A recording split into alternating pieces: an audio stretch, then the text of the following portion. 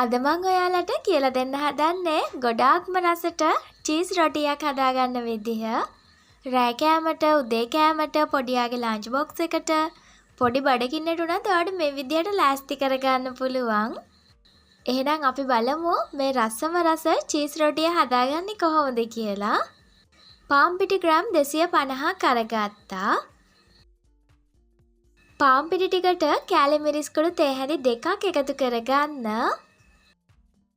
ගම් මිරිස් කුඩු තේ හැඳි භාගයක්, ලුණු කුඩු තේ හැඳි භාගයක්, පොල් තෙල් මේස හැඳි 2ක් විතර, බටර් එකතු කරගන්නත් පුළුවන්.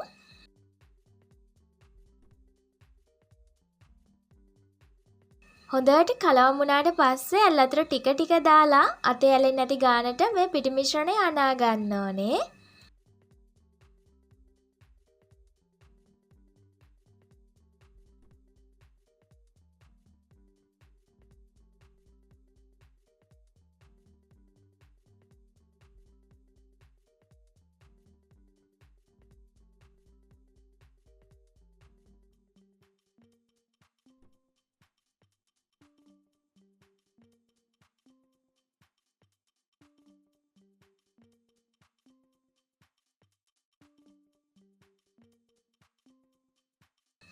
ඊට පස්සේ විනාඩියක් 2ක් විතර නීට් කරන්න.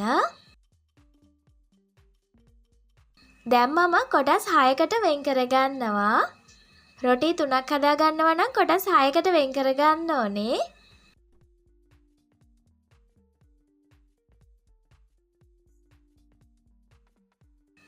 පාන් පිටි චුට්ටක් දාලා දිග අරගන්න.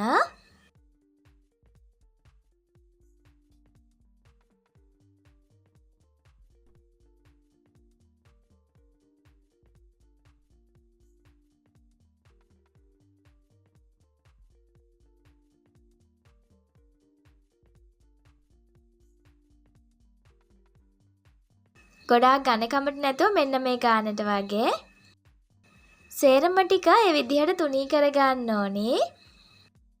තුනී කරගත්ත ඒවා එකින් එක තියෙනකොට පාන් පිටි පොඩ්ඩක් ඉහලා තියන්න. එතකොට ඇලවෙන්නේ නැහැ.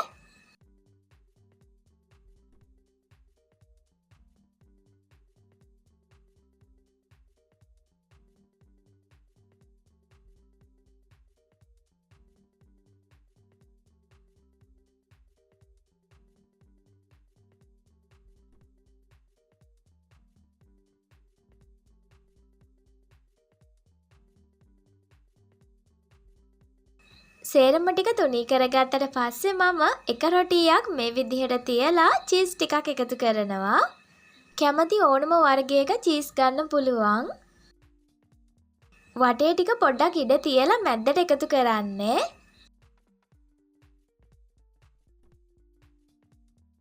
තුනී කරගත්ත තව රොටියක් අරගෙන උඩින් තියලා පොඩ්ඩක් තද කරන්න.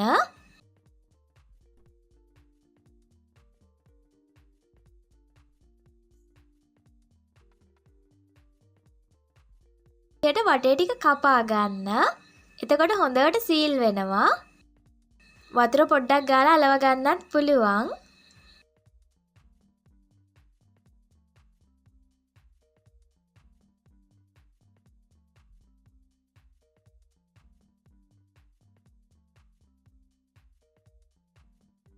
රොටි තැටි ලිපේ තියලා තෙල් පොඩ්ඩක් වැඩිපුර එකතු කරන්න ඕනේ.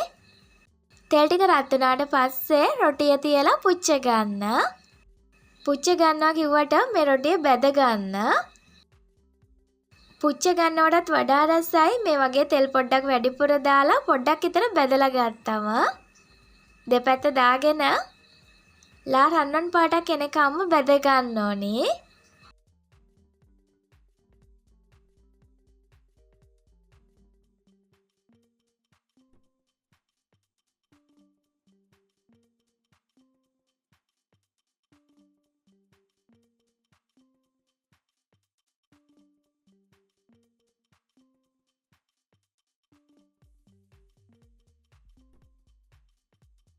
මේ විදිහට ගොඩක්ම ලේසියෙන් රසම රස චීස් රොටියක් හදාගන්න පුළුවන්. පොඩි බඩගින්නට, පොඩියාගේ ලන්ච් බොක්ස් එකට, රෑ කෑමට, උදේ කෑමට try කරලා බලන්න.